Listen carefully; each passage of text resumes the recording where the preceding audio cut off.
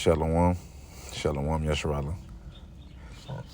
First and foremost, I want to start by giving all praises, honors, and glories to, Yahweh, Bahashem, Yahweh Shai, Bahashem, Rechakodash. Double honors to the apostles and elders of Great Millstone for teaching 100% truth.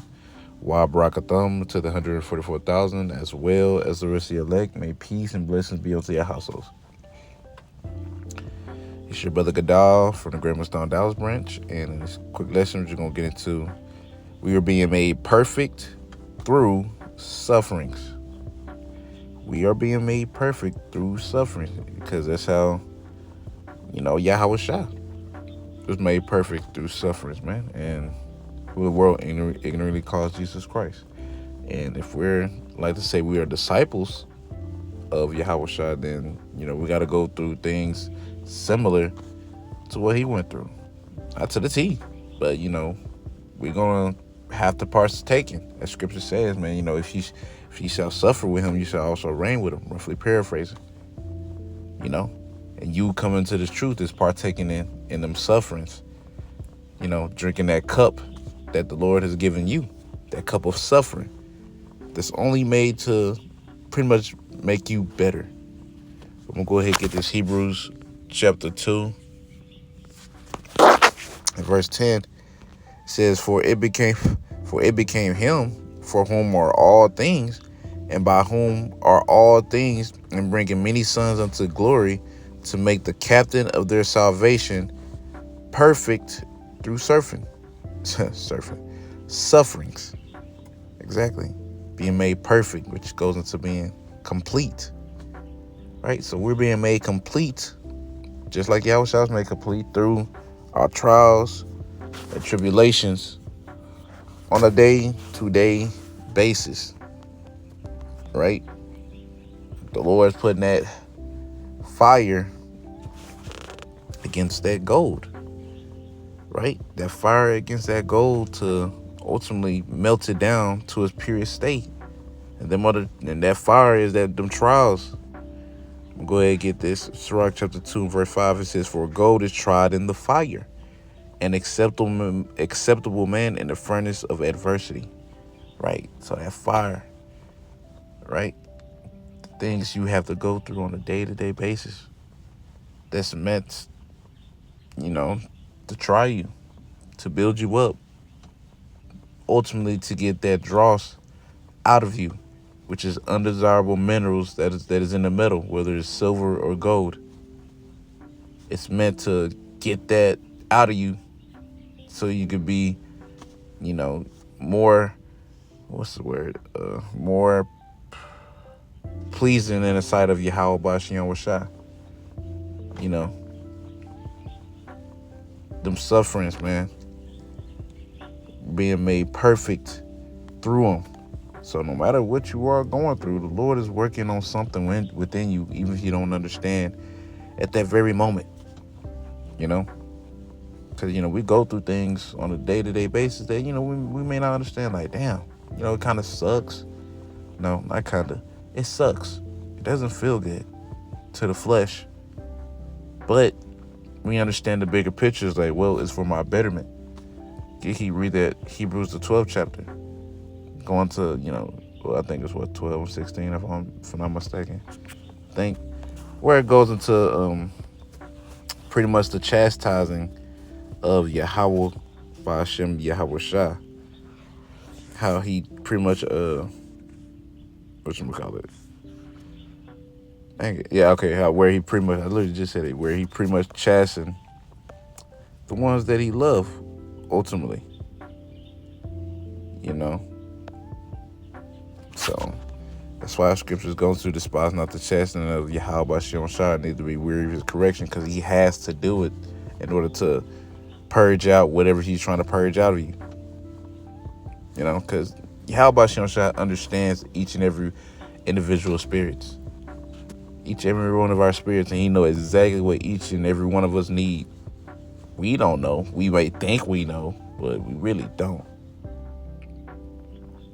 But I'm going to go ahead and get this Hebrews chapter 10, verse 36. It says, For ye have need of patience, that after ye have done the will of the Most High, ye might receive the promises. All right, it's like you. So we have need of patience, which patience goes into sufferings. So we have need of sufferings, man. That after ye have done the will, we have done the will of you the Most High, that we might receive the promises, that we might, get saved. Because we're not saved, right? We're not saved. We're still here in hell behind enemy lines. Esau, Edom, the so-called white man, still in rule. So yeah, we're not saved, man. We're in captivity.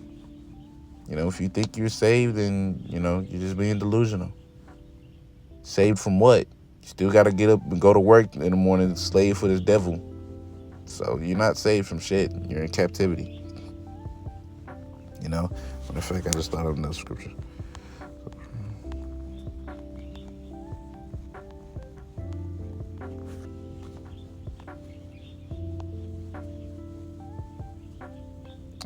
Psalm 119.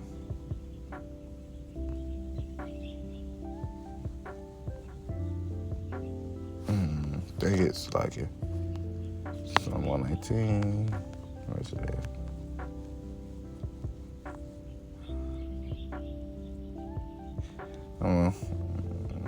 Okay, I'm gonna get this. Psalms chapter 119, verse 71. It says, "It is good for me that I have been afflicted, that I might learn thy statutes." So it's a good thing that we are being afflicted, suffering. Ecclesiastes, the 7th chapter, goes into that too. For the sorrow of the heart, you were made better. We were made better through the sorrows that we go through. Not when we're chilling, not when we're, happy, go lucky, everything going your way. Nah. Lord couldn't be further from your mind if everything was going right. But when you're going through it, when you're suffering, hey man, it's a different thing. It changes you. And that's why we gotta suffer, because it changes us. It changes us for the better, though. If you're part of the elect, you're just being made better and better and better every day. Little by little. Step by step. Always learning. Because it's more than just reading scriptures and being able to quote them and being able to break down all the breakdown, which is a beautiful thing if the Lord, allows you to do that. But, it's when you got to apply all this in real life, learning these things, and you're like, dang, it's like, this is a very spiritual thing we are a part of, So it's simply understanding that you have to suffer in order to reign with the Lord. It can take you a long way. Like I said, it sucks. Doesn't feel good to the flesh, but it's for our betterment. Matter of fact, might as well get that Hebrews 12. I'm going to get that part at least and jump straight to the point.